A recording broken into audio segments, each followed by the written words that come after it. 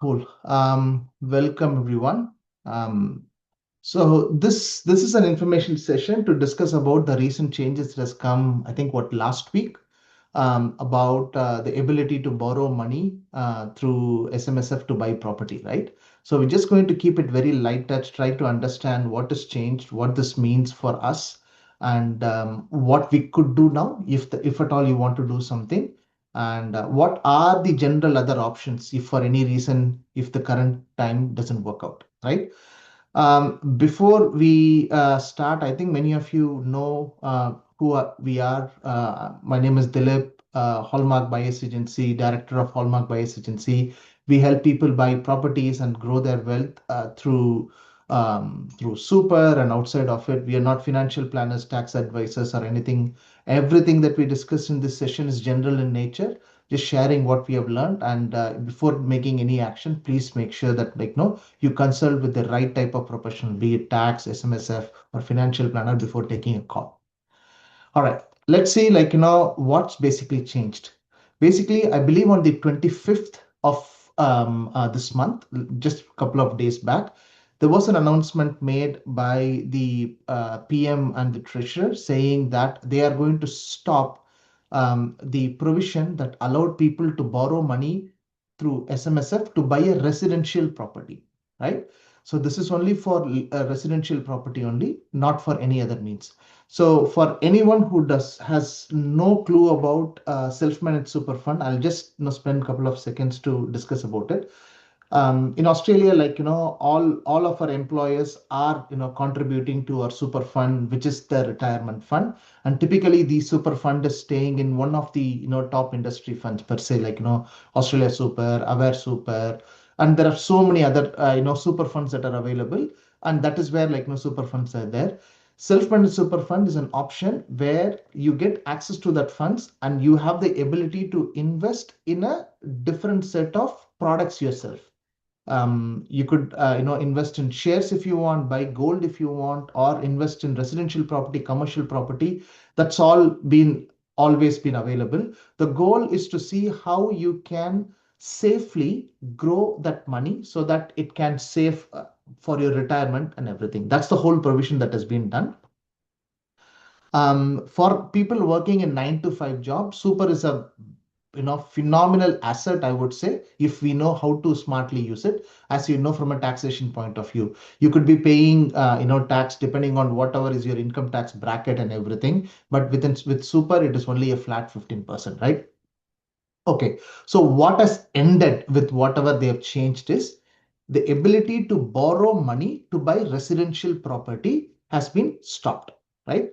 It was passed in both both the houses of the parliament on the 25th, and on 26th it also got the royal assent, means that it has been formally passed. It is not something that has been discussed and everything there, right? What is protected is if people already own an SMSF property through SMSF, and they have borrowed loan and everything, all of that, there is no changes to it, right? So we don't need to worry about it. And the third aspect is the commercial property. There is a small percentage of people who do like to buy commercial property via SMSF.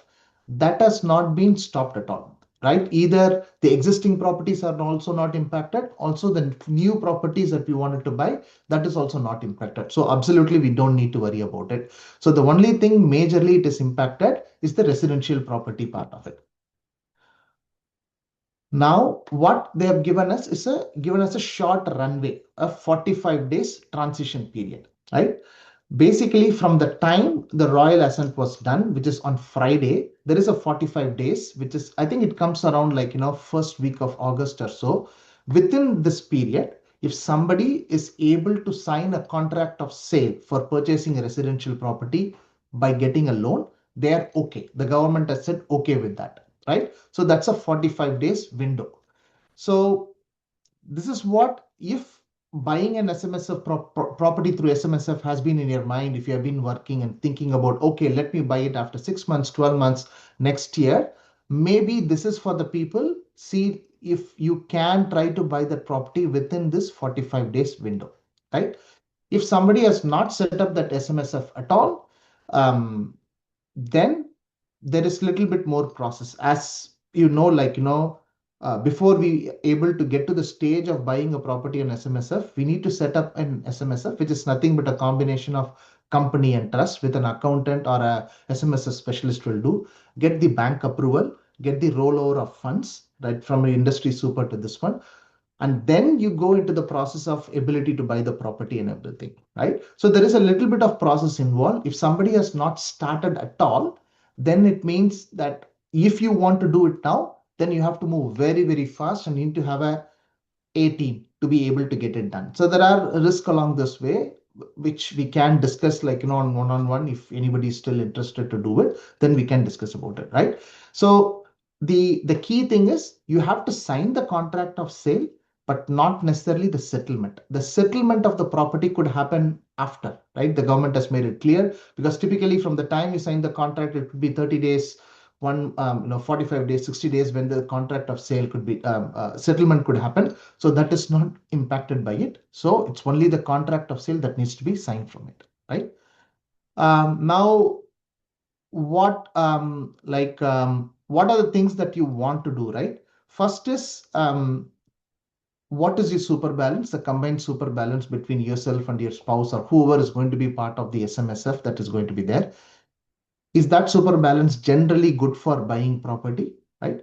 My rule of thumb, I would say, is 150K, right? But everybody is different, how much they want to invest in everything, what type of property they want to buy, etc. Anything over 150, I think we can start having a conversation, is what generally I've had conversations with the people. And most importantly, more than ever, have an excellent team, right?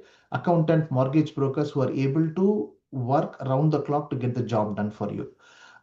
Reason why I emphasize on the team so much is everybody, all the good accountants, all the good SMSF specialists have been working this weekend because they have been receiving so much request. So if you are going to go to somebody new, the chances of them prioritizing you could be low. So make sure you get the timelines and everything properly discussed before getting into it. Same with the mortgage broker, right? And the final stage, obviously, this is like a chain of events, right? If you have decided, you need to make sure you're able to successfully set it up, you're able to get the loan, and most importantly, get the right property. I never encourage anybody to go in a rush to buy a property because it's a big financial decision, right? So you have to be very, very clear that you know what type of property you are going to be looking for, and you are able to get that. So very important by it, right? And we have to make sure that the SMSF specialists that you are working with are also doing the right things when they are setting up the SMSF. There has been so many people setting up SMSF, so it almost done as an autopilot. Still, the clauses and everything needs to be done right, so that in future we are not encountering any problem that we may not have seen. So be extremely clear on that part. And the last part, I can't emphasize enough, the need to buy a quality asset, right? Typically, when people buy a property via SMSF, you can generally take two route. Residential property, you can take two route, right? One is you buy a property for a short, at least in the past, that's the two route people used to take. They buy a property in a growing market, and after a couple of years, okay, let's say that the property has grown 30%, 40% in a short period of time. Then they will sell the property, take the profit, put the money back in the super, then they may again do it, right? Or they may again do it, or they say like, okay, my super has grown enough, let me put it back to industry super. That they will do. Most of the people, what they do is they buy the property and they want to wait for 10 years, 15 years, whatever time frame that they want, they will be getting to the retirement phase. That will allow the property to grow to a really good number. Then what happens is ultimately, once if someone reaches the retirement criteria, the age and other criteria the government has stipulated, if you sell that property, there is no CGT. So that's the popular route people have been taking. So now, because of this recent change, the ability to buy a property and sell it, bring the money back and sell the property, buy another property, it may not be possible, right? So mostly people can come right now, can do two things, especially in the residential space, right? One is buy a property, keep it for a long period of time. That means buy a really good quality asset. We don't want to buy a property that grows 1 or 2 years and after that it flattens. We want consistent long-term growth. Same with the rentals also. And the second thing that you could obviously do is buy a really good property, right? And in a good growth market, and allow it for a couple of years. Once you think like it has grown 30, 40, 50% and you're comfortable with it, sell it, pay whatever CGT there, bring the money back and put back in industry super if that is the what direction you want to go. There are a couple of routes that you can take and both the routes will give you the right benefits, right? Now, key thing is first week of August or so is when everything is going to close up. There are going to be few informal cutoff that you all need to know, right? Number one, many of the accountants and the mortgage brokers and even some of the lenders that I've spoken to, all of them have said they are going to have a cutoff, let's say first week of July or 10th of July, beyond which they don't want to accept any new application at all because they are also not confident that the clients who are coming to them will get the final outcome, right?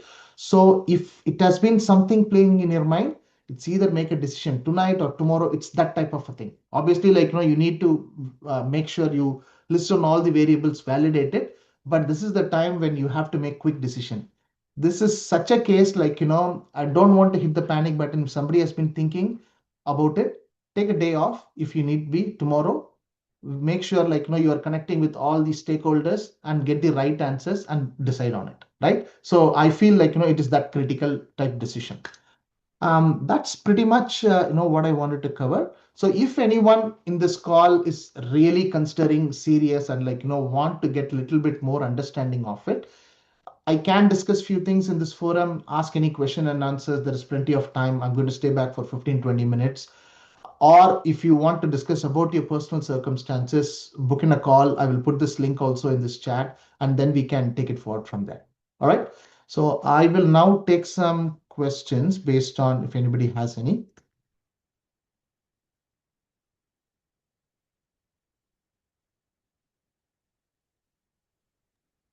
Dilip, it's Uday here.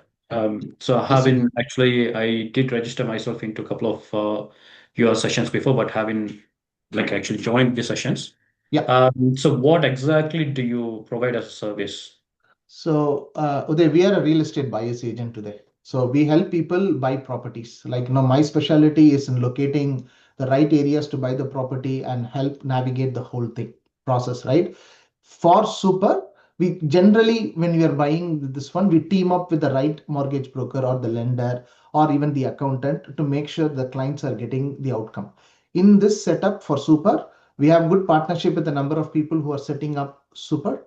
Number now, second, getting the loan. Typically, when client comes to us, Dilip, this is what I want to do, right? Then we put them in the right, partners and get the job done for you. For somebody like yourself who has already set up the SMSF and everything, if you don't have a loan, we can help you secure the loan. Number two is we can help you secure the right property where we can buy for the budget that you have, with the expectations you have, with the requirements that you have. We can help you quickly navigate and buy the property for you. Okay, and with buying the property and the LVR, Yeah. so is 90% LVR a thing which you normally do, or you normally restrict It yourself to is not 90%? my, see, whether it is 90% or 80%, it is really not. That is basically the lender, whatever lenders are ready to give, right? Once the loan is pre-approved or something like that, once I understand, okay, this is the budget, we can go help you buy the property. Typically, it used to be 80%. I know 90% also loan is being provided by a small set of lenders. It doesn't matter for me. So I just approach a mortgage broker, get the approval, pre-approval, and then come back to you. Yes, you could. Or if you need, I can put you in touch with a couple of mortgage brokers and get the loan for you. Are you thinking of going for 90% LVR, is it? Yes. Okay. Yeah. All right. Dilip, Okay. Yeah. Yeah. so I just wanted to flag something. Yeah. So back in 2019, Yeah. when Bill Shorten, the then Labour Prime Mhm. Minister candidate, he floated a similar SMSF lending policy. Yeah. He put out a policy saying he's going to cancel the SMSF. Mhm. All the four major banks, they withdrew their SMSF residential lending products Yeah. even before any law was passed. Yeah. Yeah. So, as you have rightly said, the practical cutoff date for actually lending a loan Mhm. could land well before the legal commencement date. Mhm. In, right? So, I believe the law is considered passed only from the date when the Governor General gives the assent or something. I'm not very Correct. sure about it. Correct. Which Correct. which is expected. No, Murli, I also had the same this one, but it happened on the 26th evening, Friday. I see. Okay. So the clock starts ticking from then. It's the from Friday, I think it is the clock has already started ticking. So out of 45 Right. days, literally we are in 43 days or something now. So which means that all the banks would be closing the doors um, well before the actual August 14th. I mean, Possibly. so I think Possibly. it's too risky, I think, to. See, the thing, Murli, is there are different lenders who are hungry for business, even Big Four, right? At a given different Right. point in time, they offer different things to attract clients, right? See, they are also running a business at that end. So that question is there. So this is a common question a lot of people have. The question they have is, see, people familiar in this space, the Big Fours have stopped lending for a long period of time, right? So it's only people tier three lenders like Granite, Firstmac, Pepper Money. Generally, the not common household names is what is lending money for SMSF, right? Uh, there is a fear that after buying that property, what happens they stop lending or something like that, right? Uh, this is my analysis. I'm not an economic expert or something. Banks will start, not only banks, financial institutions will start lending as long as they're getting good returns and they know their loans are safe, right? SMSF loan is one of the safest I can think of because Yeah. people work and the money is already always going into super. That means that people have balance to pay, right? So, and also Yeah. considering this is a retirement thing, people don't do anything, what should I say, something irresponsible when they're taking more loan or something like that. I find SMSF related loans could be one of the safest category. I don't have stats on that, but I feel that as long as that there will be always players willing to provide loans. And this is where again it becomes, when you work with a good mortgage broker who has good connections across the different lenders, they may be able to pull the strings and get it even before the banks close the door. These people get that Sure. indication. That's the reason they give their correct information back to the client saying that this is risky, not risky, and etc. So I've been doing a lot of chats in the last few days just to evaluate that is it even worth taking clients there. The overall feedback has been pretty positive at this point. So I'm not expecting it to change drastically. Sure, I'll probably touch base with you Okay. sometime early to tomorrow or somewhere. All right, Murli. All right. Thank you. We Thank wanted to you. discuss our options with you, Sure.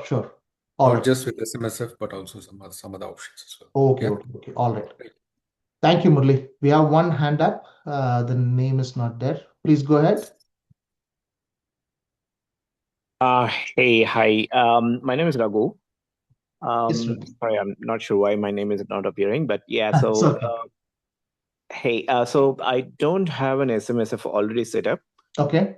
So, is it kind of, do we have enough time if we have to set up an SMSF and then a bed rest and then seek for a home loan in SMSF? Is it enough time? See, there is no general yes or no, but there is a good possibility if you work with the right team to be able to get it done. Okay. Can you give me an indication of what sort of balance you have on your super, Raghu? Rough number. Don't give me the exact number. Roughly like 200K. Okay, that is good enough, right? 200K is good enough generally, like for you to be able to say, let's say, buy a property anywhere from 500 to 600K, right?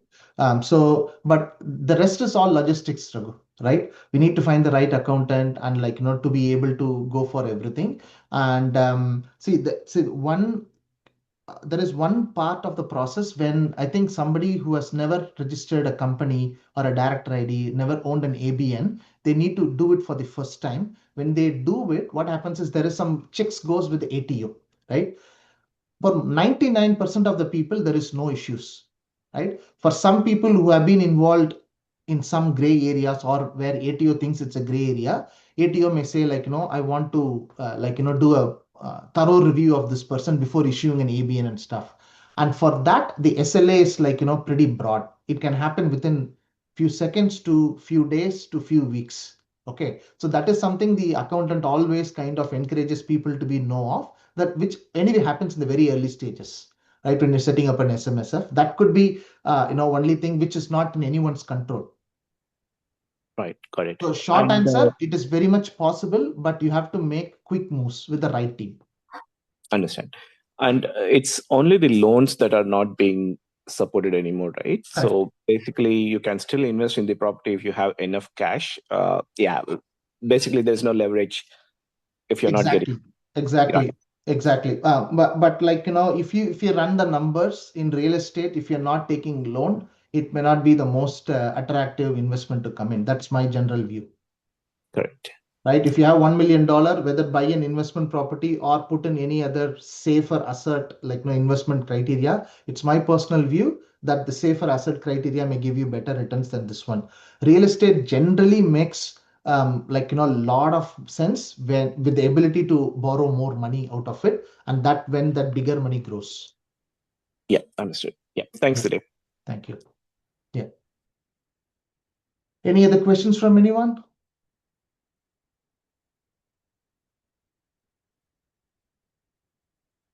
Abhishek, yes, Abhishek. Yeah, just continuing on that question, what previous speaker asked. Yeah. So say like if we have any existing SMSF property and if we sell it, Yeah. we can sell it anytime. There is no Correct. like You can sell it even anytime. Yeah. even if we have like if we have all the it's 100% paid off, it's all Yeah. owned by a person, but then we can pay and then we can buy another one as well. We don't need to leverage anything from loan perspective. So that's like normal scenario at the moment Correct. as well. That's not affected anyway. Correct. You're right. Yeah, that's my question. Thank you. All right, Abhishek. Thank you. Any other questions from anyone regarding this recent changes, or if you guys have been thinking about it, what is this all about? Anything at all?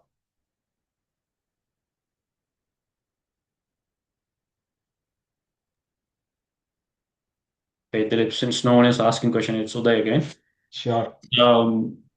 So just in case, if we just let this go, this window, Yeah. if we need to invest in property, Yeah. what I understand is we can't do it in residential with Yeah. LRBA, but Yeah. still with LRBA, you can do commercials. Is that correct? Correct. And with commercial, so I don't think you are doing anything commercial. We do, but not at a larger scale. With commercial, the thing is, first thing is the LVR, the loan that you can obtain is relatively small, right? You can, depending on where you're buying, it's either 70 or 65% is what loan we can get with commercial. And the risk profiling is slightly different when compared to residential versus commercial. So as long as people are able to understand they're okay going down that commercial route, I think commercial is still a window that is open always. So from your experience, what is the minimum super balance you would expect for a commercial purchase? It depends on what you're purchasing today, right? See, if you are buying, let's say $1 million for easy example, right? If you're buying a $1 million commercial property, 30% is 300,000, right? And stamp duty is another, let's say 50K or roughly, right? 350, you have to leave a little bit more. So 370, 380. So close to 400 is what you would need. Close to 400 is what we need for a 1 million property. If you half it, 500, half a million, so that gives you that number. The important thing is also what is a good commercial property and what is the right budget to buy. That can vary heavily depending on where you're buying, what type of commercial property you're buying, and everything. For example, if you're just buying one office space, let's say in some of the business centers in Sydney, Melbourne, or something like now, it is as good as buying an apartment unit, right? It doesn't cost you much, but the question comes down to the performance and what is the vacancy rate going to be and all of that. Based on it, you take a call and go into that. So it really comes down to what budget you're looking for and what type of sizing you go into it. Because entry point is not the only thing. We need to focus on the final outcome. What is the risk profiling in getting that final outcome is something that you need to think of. So someone was saying, their super balance is 200,000, right? So if, say, for example, if I'm in the same situation, so if I miss this window, I can't invest in property until I save to 500,000 is what I can understand. Not 500,000, like, little, you definitely need, like, good, at least another 100K or so before you can start thinking of it in commercials. Or you will end up buying a very small commercial asset, which may, the performance may be a little bit of a question mark on that. Okay, thank you, Dilip. And the last question is, in this window of like another 42 days, the properties which you are recommending, is it like you already know which markets you are going to buy? We are actively buying properties, whether for SMSF or outside of it today. So we have operations across Australia, right? Different states, different budget range and everything. So before onboarding someone at this point, we sit down, try to understand what is the budget, what is the expectations. Then we go forward for buying the property. To be very honest, in the last few days, most of my clients who are repeat clients, who have gone through a process of buying a property and everything, if someone has never bought an investment property at all, I will spend a little bit more time educating what is really out there in the market before even signing them up. Like, the quality of the property, age of the property, what is the land size. There's so many characteristics, right? So we want to have the right expectations before coming into it. Otherwise, we will end up paying more money in the wrong market. So for clarity, I don't sell any house and land packages or anything. So I don't have a set of product that I can say, like, no, would I pick one of these 100? That's not how we work. Makes sense. Thank you. Yeah. Any other questions, or we can wrap it up? All right. Thanks, everyone. I will try to send an information out as an email a little later today. But if anything else, if you guys want to have a one-on-one question or something like that, I have left a link there, or I'm going to leave my phone number here. Just text me. We can see how best we can sit down and have a conversation. So my number is there, and the link to book my phone meeting is also listed there. So feel free to contact me. Next few days extremely busy for us. Text me. I'll do my best to respond back to your messages as soon as possible. All right. Thank you. Have a good evening. Cheers. Thank you. Ganesh. Yes, Ganesh. I can stay back for 5 minutes if you want. Thank you, Abhishek. Thank you.